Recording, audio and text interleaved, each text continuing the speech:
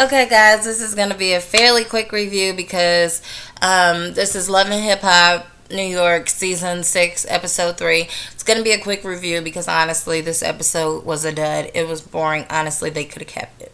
It's the holiday week. They could have kept it. Anyway, so if they're relevant, I'll talk about them. If not, I'm moving on because I don't want to waste my time. Anywho, Yandy and Mendices, let's start with them. Nothing major with them. I'm saying nothing major because he was basically awaiting his sentencing. This episode, we know that he already got 8 years, so it's not that exciting to us. Well, not that it would be exciting because it's really sad, but whatever the case.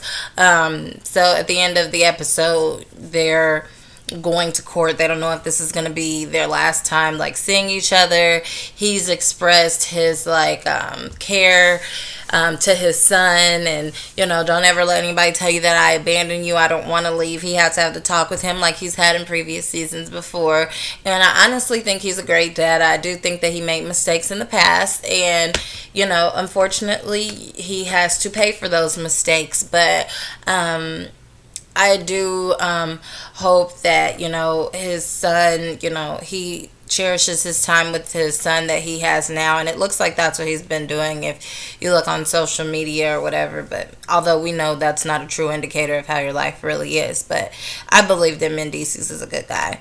They also met with Remy and Pap about that because, of course, they have a similar situation and have kids involved. So not much about Remy and Pap. Then we have Rich Dallas. There's nothing really major about him this episode. Peter, Tara, and Amina. I don't believe we saw Peter this episode. Not even Tara, but we did see Amina. And we saw her with her twin sister. Oddly enough, I like her twin sister a little bit more than her. Although they look just alike. But I don't know. I guess I don't know her twin sister's dirt. And so I don't look at her like she's just like stupid. So I don't know. Her sister was there to be a listening ear, and I think that was great. And clearly her sister doesn't want her to be with him, but she's going to be with him. We all know that. So no point in talking about it.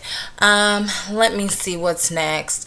Sorry, just looking at my notes. Mo Money. Mo Money is just a mess. Like she is a mess. Like her name should be Mo Mess because every time she comes around she just brings Mo and the Mo and the Mo mess. And I do agree that she could mess it up for them. Like, she acts like she's some, like, hot popping artist. Like, Nicki Minaj might can go around with an attitude like that. Beyonce can go around with an attitude like that. Remy Ma could go around with an attitude like that because they've proven themselves. They have some leverage. Like, they have credit to, like, their skill, their career, their talent. But, like, she hasn't done anything to prove herself. Like, she doesn't have an album. Like, their Thought single, that was a hot mess. Okay? But not to say that they can't be something more than what they are, but like her attitude is really going to hold them back.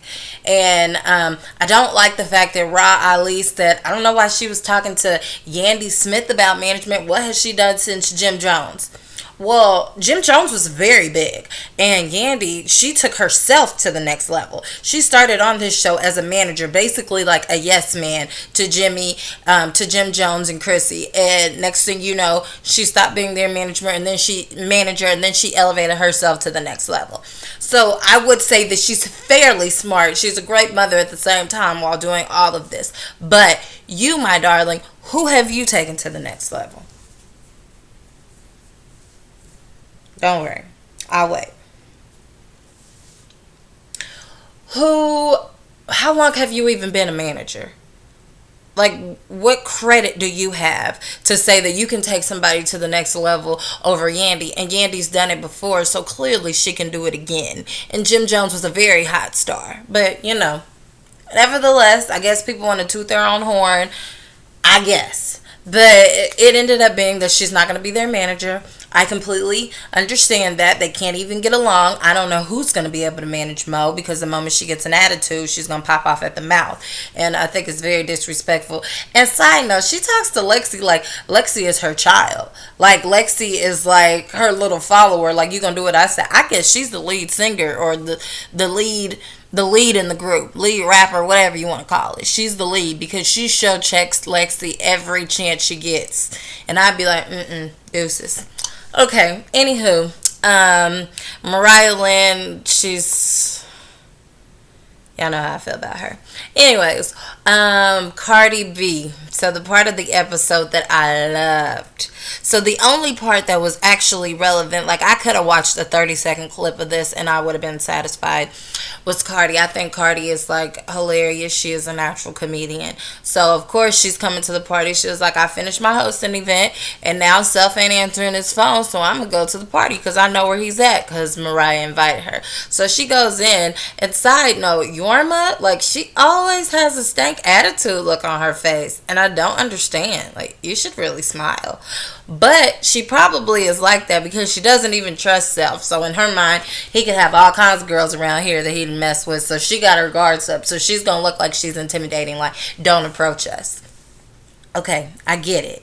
But, like, geez, like, if you're going to be with him, like, look like somewhat happy. Don't look like, yeah, I'm here to prove a point. But whatever. So Cardi doesn't care about that. She's like, who is he booed up with?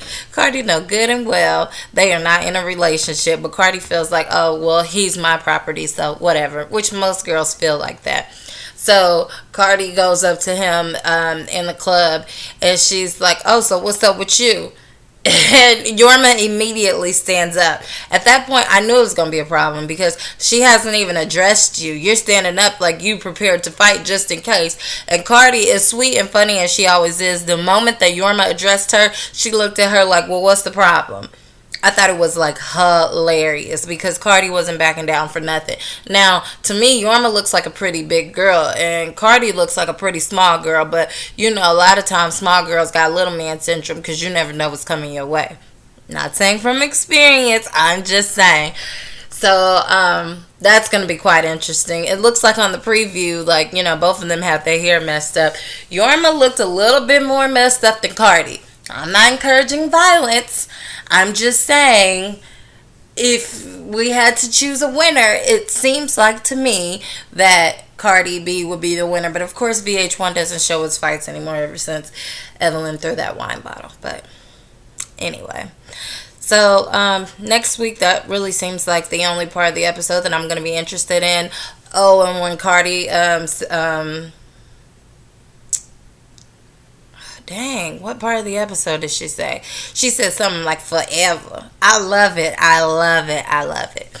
But anywho, this episode was pretty boring. So like, comment, and subscribe. Don't judge me if this is a horrible review because it was a horrible episode. So what could I really do?